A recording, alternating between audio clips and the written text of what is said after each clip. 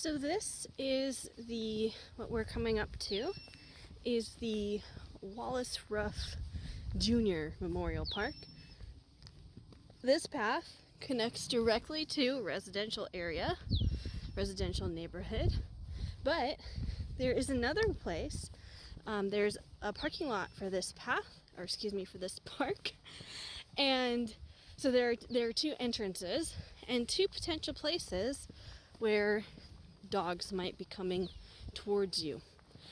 And so this park is also a great place to take your dog, even if they are a dog who has a little bit of reactivity or fear or issues with people, because this park, once again, is a very predictable place, except for this path. So this path is clearly a bottleneck.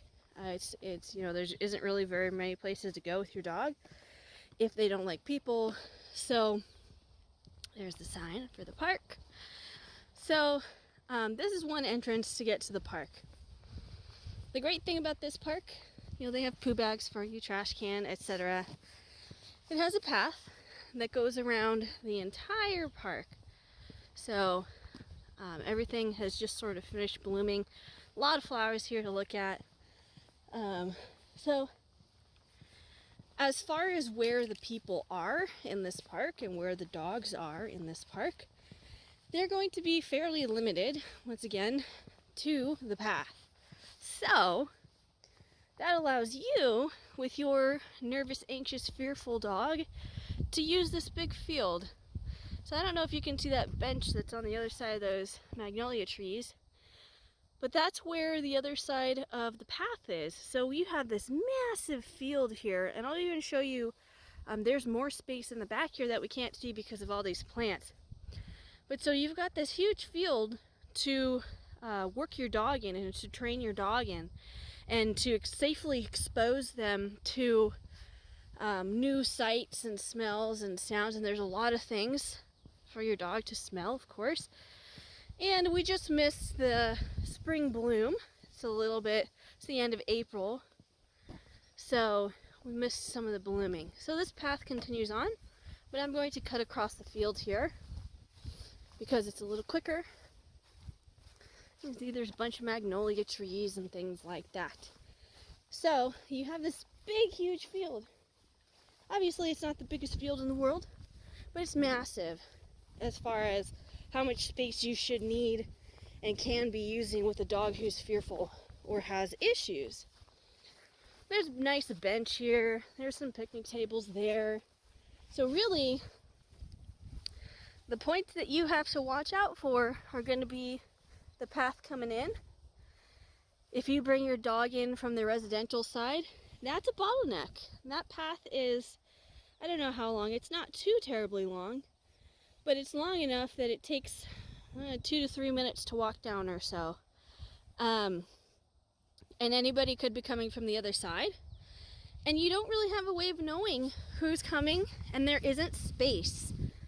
And that is one of the key factors when you're working with a dog who has behavioral problems.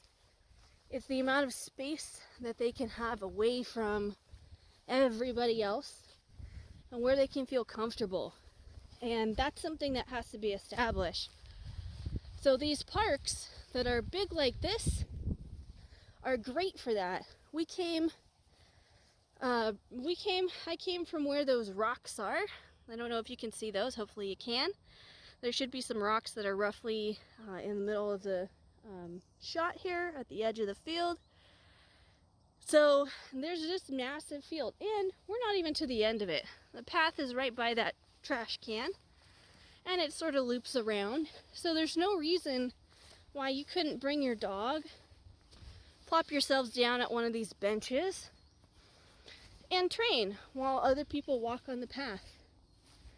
This is also a great park to, play with your dog. And if these benches aren't good, there's one over there where there's even less exposure if your dog is very sensitive to things. So we've got all these little pockets by where the path is. you can use the path as well, because you can step off into these different places into the field and give yourself room. So as far as a park that is really safe for dogs and safe for dogs who have issues, and a park that allows you to have distance and create space, this park is fantastic for that. And since it has planted areas like this where we have azaleas and magnolia trees and all sorts of other things growing, that allows you to also have a nice visual barrier for your dog. So not only can you move them away from the thing, but now you can also block their sight with some of these visual barriers. That alone adds a quicker sense of security to your dog. So as a park, this is a pretty good one. I'm going to show you guys real quick the other entrance in the parking lot. That place, the other entrance does have a little bit of a bottleneck. Well, let's go and see. Let me show you. So across the field there by the stones, once again, that's where I came in from. And then over here is where the other side of the path is, where the other entrance is. And so you can see we've got this fence because this is someone's property on this other side there. Got a fence and a bridge here. This is a potential bottleneck, so be mindful of that. However, once you get to the other side, there's a little bit more space. So if you compare the two entrances of the one from the neighborhood side and this one is much shorter. So if you have a dog and there is a little bit more visibility. It isn't perfect. It's not perfect. There's trees blocking the view. But it's much quicker. Like if you have to, you could run your dog, jog literally from your car into the park and into the field before they've really even got their bearings, to be honest. So with the other path, it's much longer and you might not necessarily be able to do that as effectively. Where with this one, it's a hop, skip, and a jump. You park there, you get over there, and it works out pretty well. So, and we've got a little porta potty here and some park stuff going on. So all in all, this park is very well suited to be a place to train your reactive dog or to walk a dog who is potentially fearful or nervous or that kind of thing. There are a couple flaws, both bottlenecks at both entrances. We can't have everything all the time, but it is doable. It is completely doable. And once you actually get into the park, into the space, there is plenty of room for anyone who wants to be here, for everybody. And on top of this, since this is a neighborhood park and people are mainly walking their dogs, they're going to be staying on the path, as I mentioned, and most dogs are going to be on leash.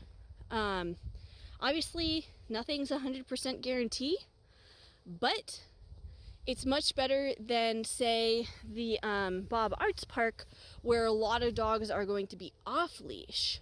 So that's all I've got to say about this park. It's beautiful in the spring. It's a great place to work with your dog. And if you've got a dog who's got some behavior problems, this is a place that you can totally take them.